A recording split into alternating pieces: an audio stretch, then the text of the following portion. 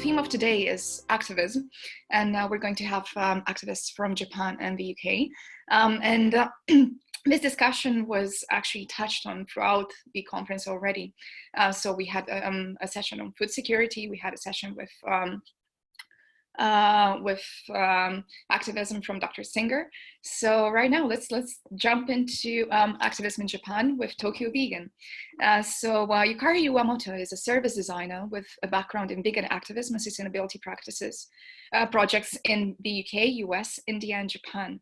Nadia McKechnie is a Tokyo-based narrator and author of English language learning books and materials. She's a member of the Veggy Council, a bi-partisan committee of lawmakers and related groups formed in 2019 to address the lack of awareness of the needs of vegan and vegetarian tourists and consumers in Japan. Together with their team, they aim to help the vegan community grow in Japan and connect with the worldwide community. So join us in a silent clap and welcome Tokyo Vegan. No, unmute. Okay, hi, I'm Nadia, nice to meet you. I'm an organizer of Tokyo Vegan Meetup, and this is Yukari-san. Hi, I'm Yukari, I'm co-organizer of Tokyo Vegan. Let me share the screen, can you see this? Okay. Yeah, this is great. Okay, so we are Tokyo Vegan. We are based in Tokyo, Japan. And before going too much in detail today's talk, I wanted to ask if some of you have any idea why we are here, the vegan activists for the climate change conference. If you have any ideas, can you raise your hand? How can I see? I can't see everyone.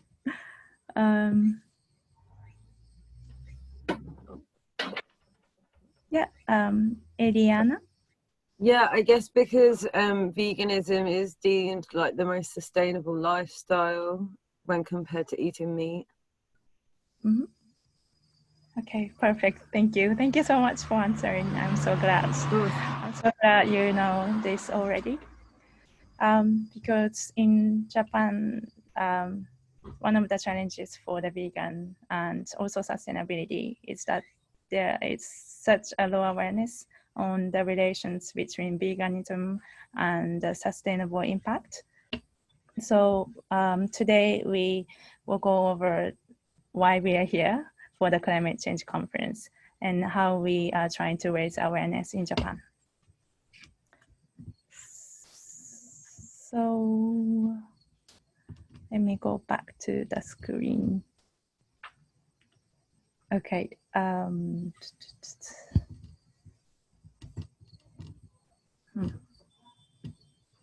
Okay.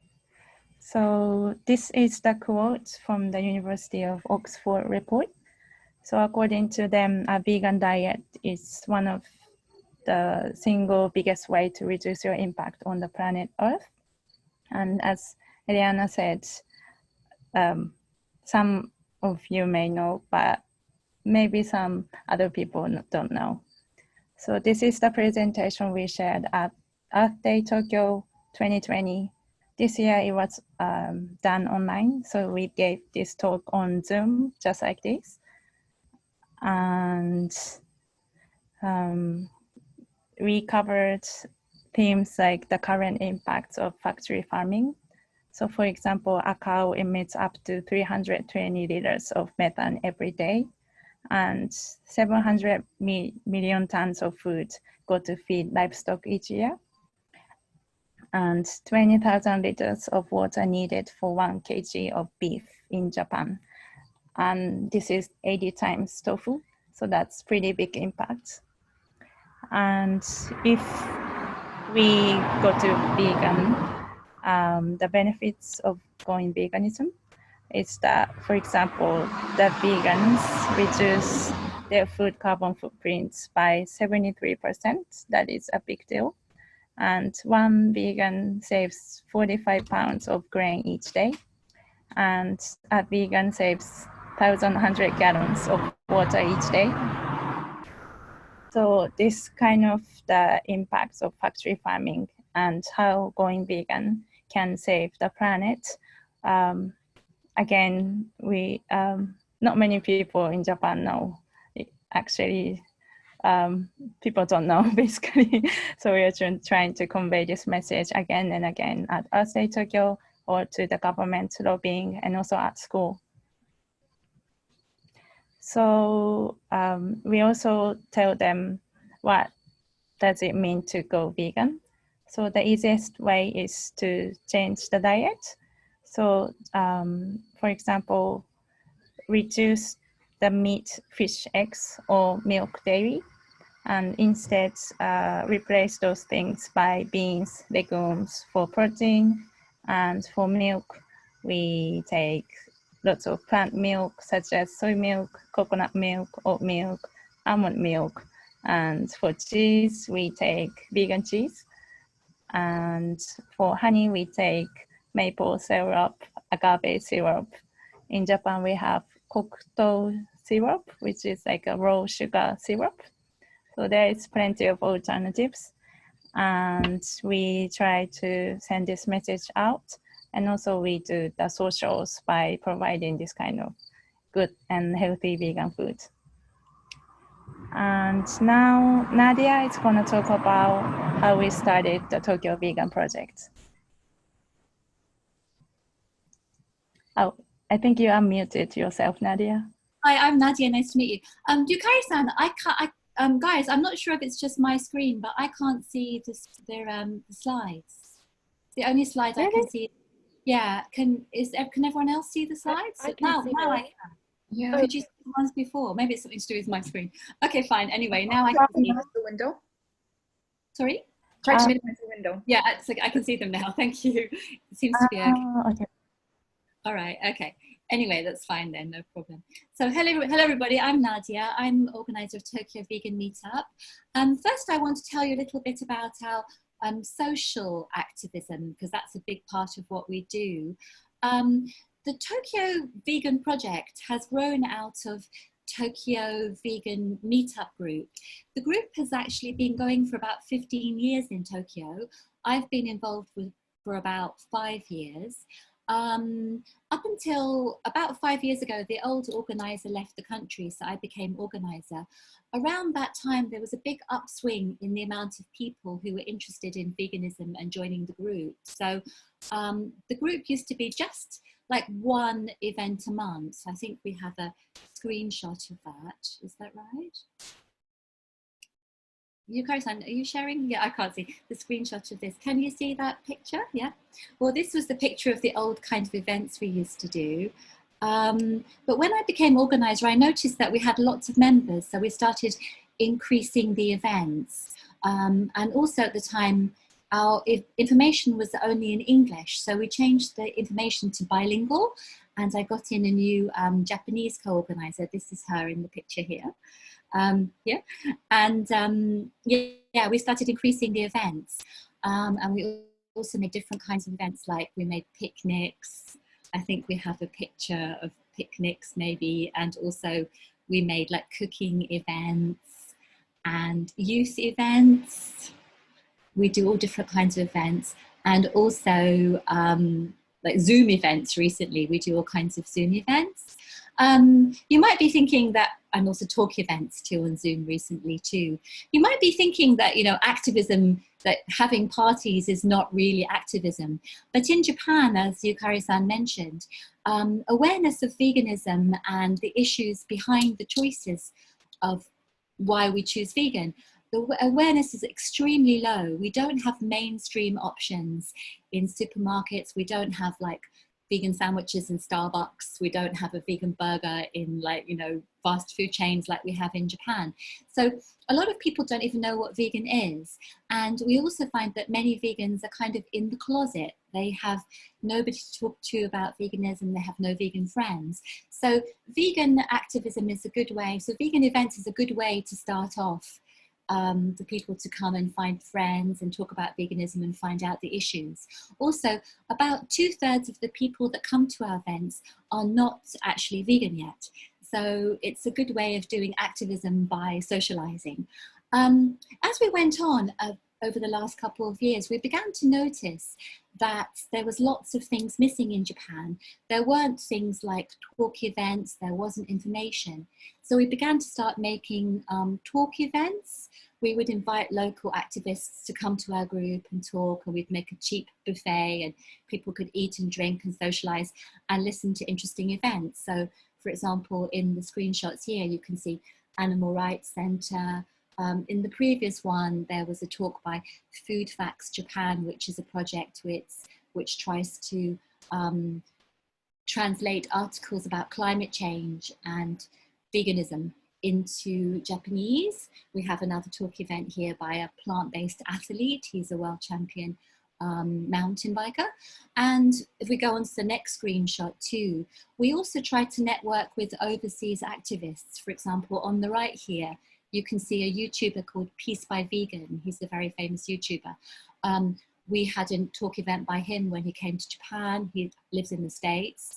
We also had talk events by Peter Asia, Humane League. We do a lot of networking with overseas organizations too, to share information. So last year, the group really boomed. We had like over 60 events in 1 year. We had about 65 events. And also we had like several thousand people, I think, actually came to the events, because a lot of these events are very big. And if we go back a little bit, so other things we do, going back to networking, we tend to try to network with overseas organizations. So for example, Meat Free Monday, I think we've lost the screen there, I don't know. Meat Free Monday, I'm sure, are you aware of, who knows about Meat Free Monday, Paul McCartney's project? Has anybody heard of it? Yeah. So Meat Free Monday is very focused on the environment and animals and you know, plant-based diets. So whenever Paul McCartney comes to Japan, which is every couple of years, he brings his Meat Free Monday booth with him. And then a bunch of us all get together at Tokyo Dome or whatever concert venue he's doing concerts at, and we do like Meat Free Monday outreach. So last time, I think this one was 2018, we also gave out our Tokyo vegan leaflets along with the Meat Free Monday leaflets. So we do we moved from being a social activism into sort of actual activism, talk events. I think we have a video of this, don't we, Yukari-san? Do you want to see the video? It's kind of short, but it's quite cute. So you can see the kind of activism that we do. Can we play the video? Yeah. This is a Tokyo Dome in 2018, Meat Free Monday outreach. Don't know if we have music, but there's no sound though. There's no sound, unfortunately. Maybe you're muted, Yukari-san, is that why? It's because Yukari-san's muted. I'll unmute you. If I unmute you. Oh,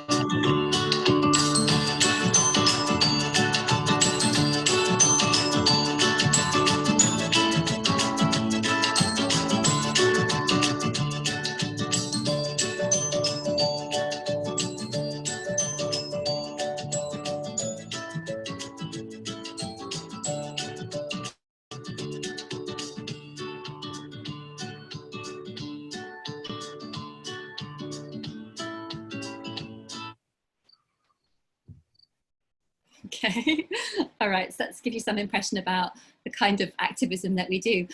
We also noticed about a year or so ago that there wasn't much kind of outreach going on at things like festivals in Japan. For example, in Tokyo, we have a really big Earth Day festival every year, but there was no vegan information. So there were lots and lots of meat stands. There were like loads of meat stands and almost no vegan food. And there were lots of people talking about the environment, but no one was talking about the connection between animal agriculture and the environment. So in 2019, we had a booth. We decided to do like a vegan outreach booth at Earth Day Tokyo for 2 days. And that was actually really wonderful. We had loads of volunteers, about 30 or 40 volunteers, and we just paid for the booth by members' donations. We operate on a no money basis. The guests pay for their own food at events. We don't take a margin. Occasionally, if we need leaflets, we ask people for donations basically. And so we had like Earth Day outreach booths, and we also did outreach booths at other festivals too, which is something again which is missing in Japan. And recently we're moving into more kinds of activism. For example, we're not just hosting other people's talk events, we're also doing our own talk events. So for example, the next slide is, I think the next slide is coming up. Yeah, this is a talk event I gave about a month ago, 2 months ago, at a high school in Yokohama. And this is for 200 16-year-olds, high school students, first years. And the theme of this talk was SDGs and veganism, how moving to a plant-based diet can help us attain SDG goals. And the students were studying SDGs at school, so it kind of tied in very well, and they had to make projects about how we achieve our SDG goals. So this was very, very kind of useful opportunity. Other things we've been doing too are, what's next? We think what's next on the next slide. We've also managed to get quite a lot of media coverage because we do so many events. And of course, people eating and drinking looks nice and it's interesting for the media. So quite a few, the Nikkei business newspaper came to a few of our events, and they did big articles, and also NHK World as well filmed one of our events last year.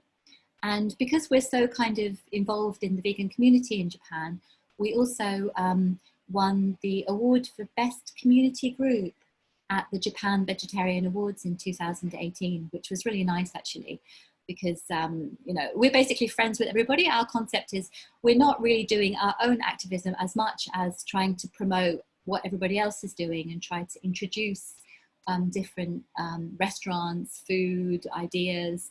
We're kind of like a portal group in a way, I would say.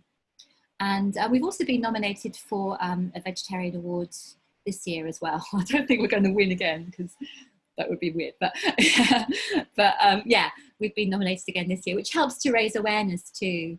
Yeah, so then moving on. So basically what I want to say is we started off as a sort of like a social meetup group, and then we noticed there were gaps in information, there were gaps in missing in Japan. People didn't have information about veganism, there were no events, there were no talk events, there were no booths. So we just kind of tried to do what we think is missing and what we think is useful.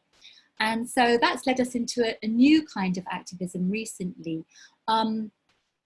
Lobbying, which is, again, I'm not sure about the UK, but in Japan, there is basically no lobbying of politicians about vegan issues. People don't go to the politicians. There are no doctors submitting reports saying, you know, veganism is healthy. There are no environmental groups saying to the government, please can you, you know, do something about climate change by promoting plant-based diets. So we found a new role doing that. How we got into that is in 2000, at the end of last year, a bi-partisan committee of lawmakers and veggie groups was formed in the Japanese government. The purpose of the group, what is called Veggy Council, is to address the issue of a lack of vegan options for tourists ahead of the 2020 Olympics. Basically, as I mentioned before, we have very few options in Japan in terms of vegan food. And so politicians were starting to get worried that, you know, there would be nothing for the veggie tourists to eat. So the group was formed, and we were invited to join because we're a community group and we kind of know everybody. And also we're about a third of the group are foreigners. I know we're Japanese and foreigners. It's a bilingual group. So, you know, they wanted to find out what the situation was like. We can give some background. So, and then we went to the first few meetings and it was basically focused on tourism. But since the pandemic and the Olympics is now a little bit in doubt, of course, the Veggie Council has been doing something else. And Yukari-san is going to tell us a little bit about the recent developments with the Veggie Council. So this is the second meeting photo of the Veggie Council. In Japanese, we call it Veggie Giren. And this time it was to request the government to implement green recovery policy to recover the COVID-19 economic disaster by promoting plant-based diet. So at the meeting, we noticed that there were no scientists or doctors lobbying for veganism, which is quite strange compared to the West world. And we thought that's what's missing in Japan.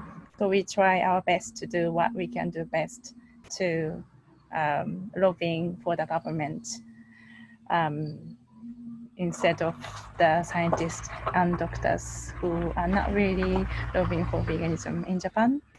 So at this meeting, when we talked about the overseas policies implementing plant-based diet, politicians were surprised to know how the overseas governments were leading the plant-based policies. They asked us for the solid information with data. So in this third meeting, we followed up with the information such as we made a list of case studies of overseas policies, like for example, dietary guideline. So in EU, they do the farm to fork strategies. In France, they made a goal to reduce 20% of the reduction in consumption of meat and cheese. So that kind of each country's guidelines, food guidelines. And we made a list of countries who promote vegan options in public, like school lunches or in the environment ministry cafeteria. And then we also made a list of countries who invest in vegan food, like Canada, Netherlands, Germany, Finland, Sweden, Singapore, India. So this kind of the exact list and what each country does to implement plant-based diets as a policies. Unfortunately, in Japanese, it's hard to find this kind of solid data. Again, perhaps because of the low awareness. So we thought it was important to do this, even though we started as a meetup group. Now we also do lobbying for the government. And we also presented the reasons for plant-based diets and veganism. So first one about climate change, as we said in the beginning, and pandemics, how the animal-derived consumption is leading the pandemics, and to health and the animal ethics. So this kind of solid reasons, because in Japan, some people think veganism is just for health. So we try to send a clear message that veganism is not a fashion or health trend. It's really about the ethics and for the environment and for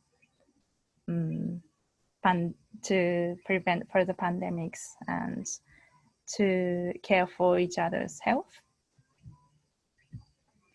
We also presented the expanding food market of the plant-based food, because that's what like industry and government cares about.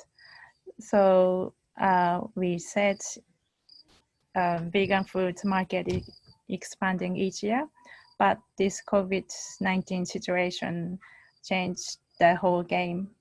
So in the West, there is a decline in the meat demands because of the supply in the meat and the worries towards animal meat.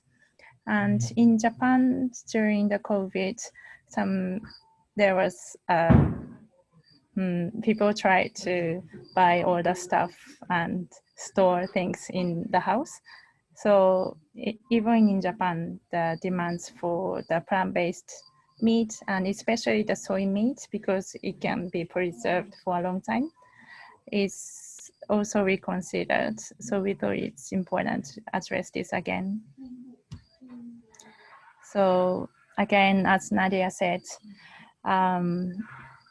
there's not enough data that is easy to grasp, and also the solid information in Japanese. So we tried our best to translate some information that is only English to Japanese. and of course consult with people in the government so that we know how to best to convey this information that interests those politicians as well. And as we all know that this is for the UK-Japan student conference, we thought to mention how to start a vegan activism or any kind of activism if you're interested.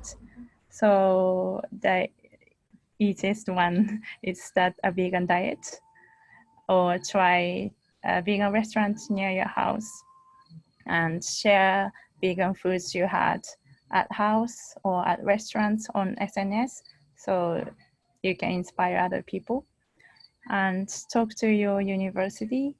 So in Japan, it's really hard to find vegan options in school cafeterias except for leading edge universities. So in Japan, we recommend this group called Veggy Project. They help universities trying to start a vegan options at cafeteria. So you can ask those groups and attend or start local vegan meetups like we do. So in Tokyo, it's easy to find this kind of meetups, but we hear some people say, oh, we don't have this kind of vegan meetups if that's in like a local area. And we believe it's important to start, even if it's small, or make an event page on Facebook or meetup page, because we know that many people who are interested in veganism, especially in Japan, have very difficult time opening up or even speaking up about veganism. So it's important to feel there is a community and support. And volunteer or intern at vegan groups or animal rights groups or climate change groups, because this kind of groups are mainly based on volunteering basis and they'll always need help. And in our stance, we believe that it's important to do what you love. So there's many kinds of ways to help those groups. So if you like design, like myself, you can help with creating leaflets or website design, or like I did, this kind of easy to grasp information for each audience. If you like programming, you can help with website. So any case, you can help those groups. And you can also mail or call to your local governments, because in our experience, it's easier to influence local governments than the central governments. And the more voice they hear, more likely for them to move to implement those policies. And of course, you can check out our Instagram or Facebook or website. We try to bring out the resources for veganism and climate change information as well. One more thing I forgot to mention for the lobbying. We are going to meet a new environment minister, Kankyosho, to raise awareness. So we think it's important to ask them questions to provoke the needs for veganism in the environment policies. So we try to keep on doing what's missing in Japan that's no other people or no other groups are doing. So that's pretty much it from our presentation. Thank you so much for listening. And Nadia, anything else to add?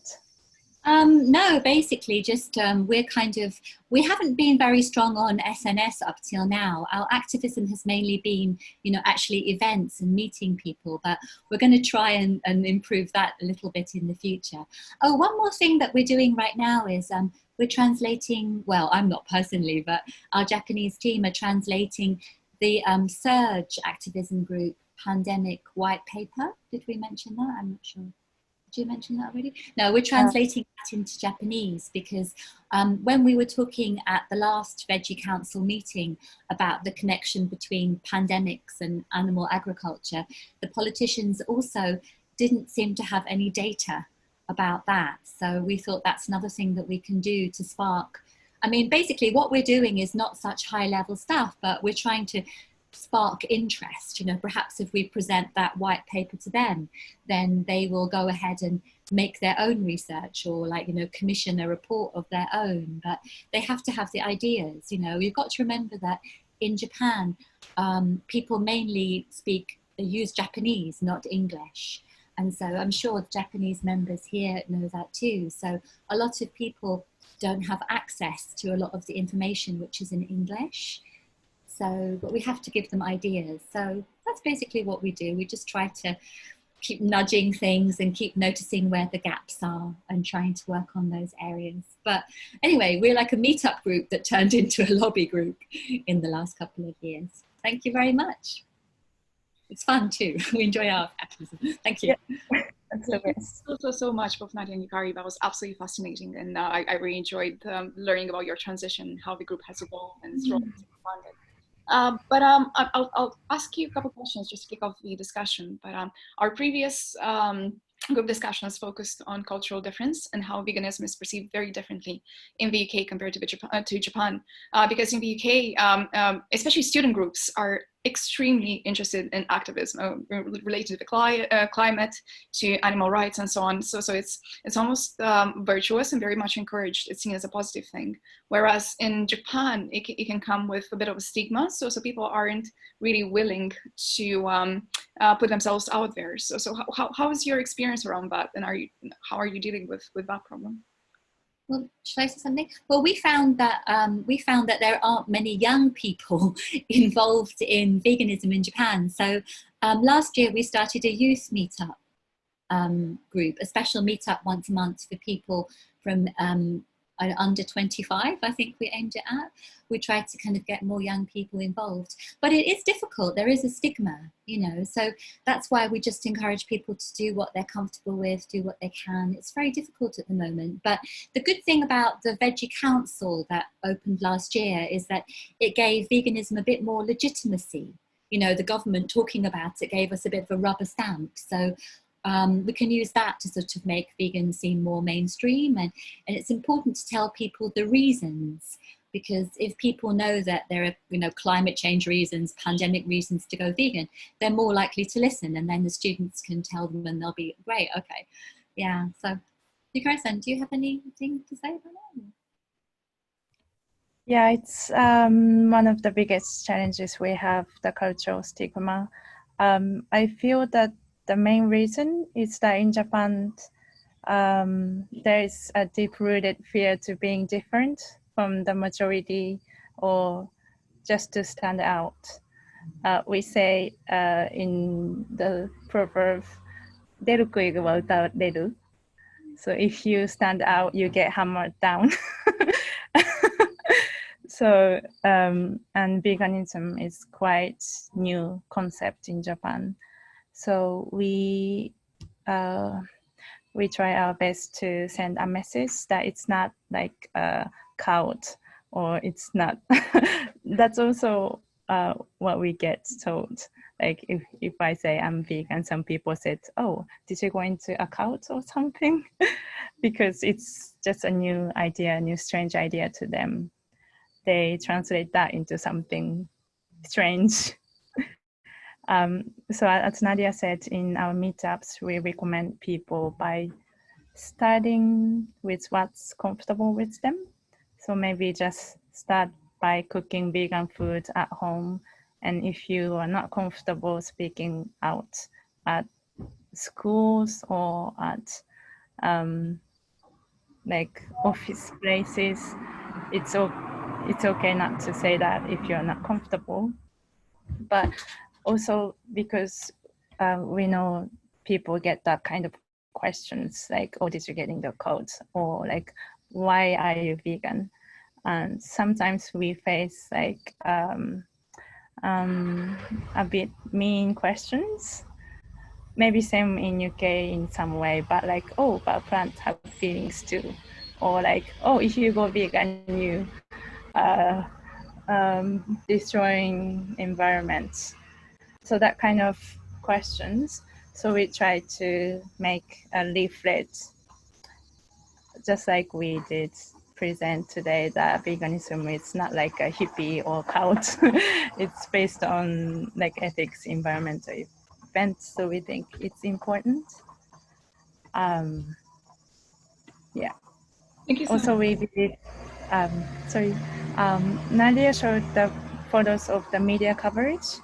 We also believe that it's important to talk to the media and let them cover the impact of veganism, because again, the cultural stigma is so big in Japan. But recently, there's more and more coverage in veganism at newspapers or TV shows. So we are hoping that this might change people's reactions. Yeah, thank you so much. Karine, do you want to ask your question? Hello. Thank you so much for your talk today, Nadia and Yukari. I lived in Japan for 15 months until last year, and I was a vegan, but then when I came to Japan, I became a vegetarian because I found it extremely difficult to eat without getting too hungry. And I did a lot of presentations myself to students. I was at Nihon University, and I felt like I was teaching the science from scratch, and that many people had not heard of this at all. And I was so shocked because in the UK, I think it's at least 25% of young people are now vegetarian. And I thought, you know, I'm speaking to my own people, to young people, and they don't know it. But a key argument that came from the Japanese students when I was speaking with them was exactly what Yukari was saying about, like, if you stand out, you get hammered down. Is, for example, if you go to a nomikai, or to a party or to a group scenario, say you go to an izakaya or something, and everyone's ordering group meals, and you're that one difficult person. Oh, I can't eat meat. Oh, sorry, I can't eat fish. What do you do? And I was that person so many times. And I think because I'm foreign, it's okay. But I ate a lot of cucumber and tomatoes and izakayas because there was no other foods. So I'm just asking for any advice. What do you say to those people? Well, a lot of people we find at our events, what we found over and over again is just people are in the closet. Like basically the vegans are in the closet because if they go to the nomikai, which is drinking party in Japanese, people share dishes. Of course, now with COVID-19, they might not be sharing the food so much, but people share dishes and you just order and you're supposed to eat. So basically people would like eat a few cucumber sticks and have to pay like £30 or £50 or something for their dinner. Or they would just give up and just eat animal products when they go out. I mean, one thing that was good recently was the Olympics was giving us a real boost in veganism because there were starting to be more vegan options. And if there are options in restaurants, then we can choose them, and that starts the conversation. But unfortunately, with the Olympics being cancelled, probably postponed at least, we've kind of lost that momentum in Japan. So we're looking for new ways to try and raise awareness of the need for vegan options. So that's why we're focusing a lot on education. The connection between climate change and pandemics and animal agriculture. And hopefully when people have more information about what veganism is and why people are vegan, then they will be more understanding, you know what I mean? Then we'll be able to come out of the closet more. So I think it's just basically a lack of information about what the reasons behind vegan is causing the problems, and a complete lack of visibility. Lack of vegan options creates lack of visibility. So there are things that are improving, but of course the pandemic has set us back a bit. Yes. Just just do what you can, you know, maybe talk to people about veganism, not during the nomikai. When you're sharing food with people who are eating meat, we find it's not a good time to talk, but perhaps you can have the conversation before you go. Tends to be a better time. So, by the way, you know, I'm vegan.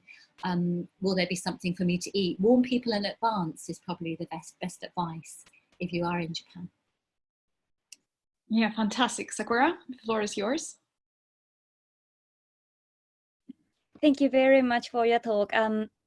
It was really interesting, and even though I'm not a completely vegan, but I try to choose a plant-based diet these days. And I totally agree that the awareness in Japan is really low. And in terms of education at school, I think education in Japan is quite difficult, especially for elementary and junior high school students, because we have a system of like school lunch, like kyushoku, and students have to eat the prepared meal, and also like we have to drink milk, and we are told to eat everything. So do you agree with the kyushoku and school lunch system?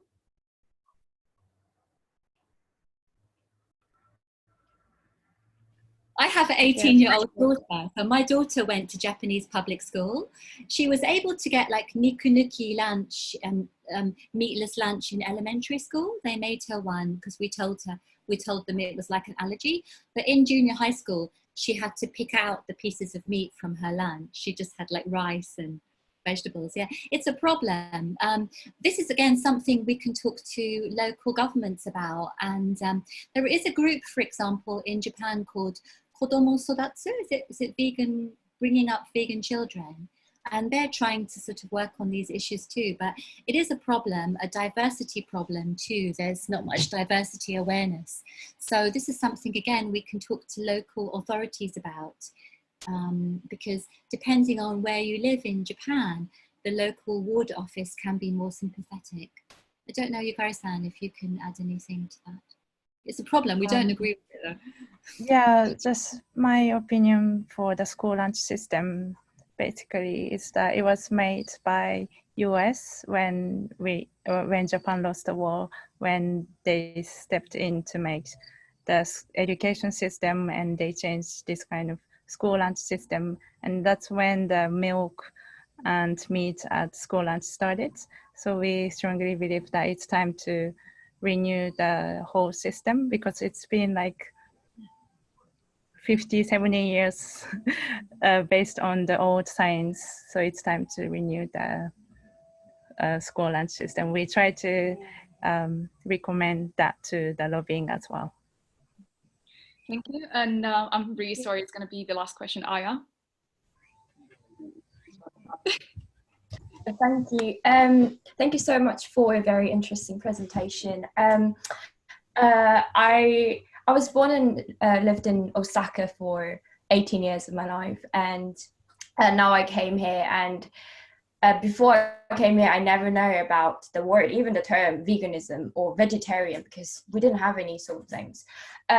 It's not a question, but it's more of a, like, my concern and my view is because I am aware that as you said, the Ministry of Environment already raised awareness of veganism and vegetarianism, but their focus is more for the tourists who only eat halal meat or vegetarian, so that their concern is more that because of the Japanese food of seafood and meat food, that prevents those tourists to visit Japan and miss out a lot of the food culture there.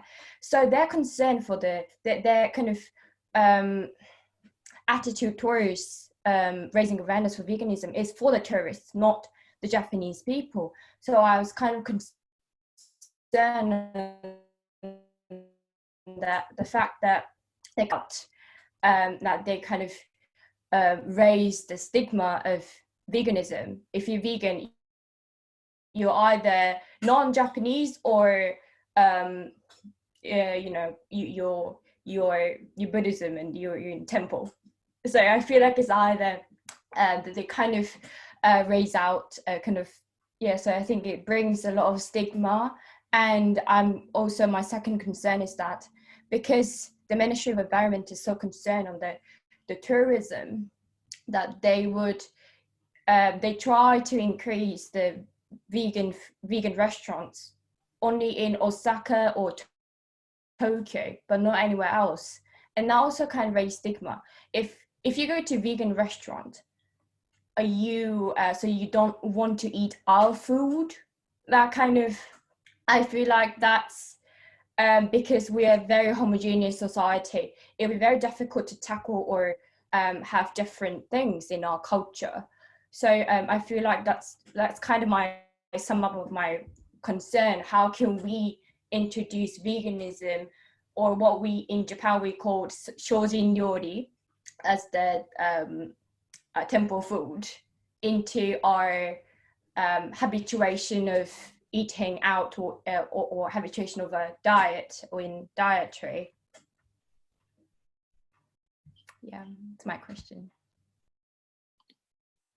Well, I think there's a couple of questions there. I mean, of course, when the Veggy Council started, of course, we're all a bit cynical, like it's for the tourists. And I actually said at the meeting, I went up to the politicians and said, you know, you do realize there's Japanese vegans as well. You know, they're in the closet. And at the last meeting too, remember, Yukari-san said to one of the ministers, there are also lots of Japanese people that want vegan food that can't find it. So we do try to use the opportunity. But I think the point about the Veggy Council is it's just an opportunity for us to try to get more vegan options visible. And the more options there are, the more people can choose them. And that will kind of change the conversation a bit. Like now, vegan, as you said, is kind of invisible in Japan. So we have to just try to grab any opportunity we can, is the way we see it, to raise awareness. About the people only Osaka and Tokyo, yeah, that's very true. What we hear all the time is that there are very few options, and we know that too, in the countryside. But a couple of things I did notice from the Veggy Council was local people were coming from local areas, and maybe they don't have any special products in their areas, and they seemed very interested at the business opportunities of veganism, for example, in local towns. So maybe that's a good chance for them to start. I don't know quite what the answer is, but I guess it's just raising awareness in general of the reasons why. Yeah, but I totally get your point. Yeah. Yukari-san, do you have anything to add to that? Yeah, that's also my concern, that they think that it's only for tourists. But I think that it's better than nothing, because right now it's almost zero awareness for veganism. So it's better to say that, oh, but like veganism is increasing in overseas, and you also have to do it, because in Japan, both governments and people think they don't want to go behind the world trend. So it's a good way to influence them. And also my concern is that there is a stigma for relating to religion or cult in Japan. Like people react to veganism, or did you go into a cult? So I don't think shojin ryori is a good way to promote veganism, just my opinion. But when I went to Fukuoka and Kumamoto, which is pretty remote area in Japan, I found vegan restaurants by accident, but it was more about macrobiotic health related restaurants. So maybe that's easier to promote veganism from the standpoint of health or macrobiotic or natural lifestyle. So I try to influence people from the worldwide trends, and also health, and also the macrobiotic Japanese historical food. So we try combining those. But yeah, we try to send the message that it's not only for tourists. What you've got to remember is that in Japan, we have animal rights organizations that are normally, you know, raising awareness of veganism, or environmental groups have basically no money. They have like no funding, almost nothing, the minuscule, like maybe Peter's budget for one day is the same as the entire animal rights budget in Japan for 1 year. So we have to find some way to kind of start. So this is kind of like a way to start, I think, to get the conversation going. Yeah. But we're doing our best. It will change. Thank you so much for that. And I just want to ask participants to unmute themselves and join us in a round of applause. That was just absolutely fascinating.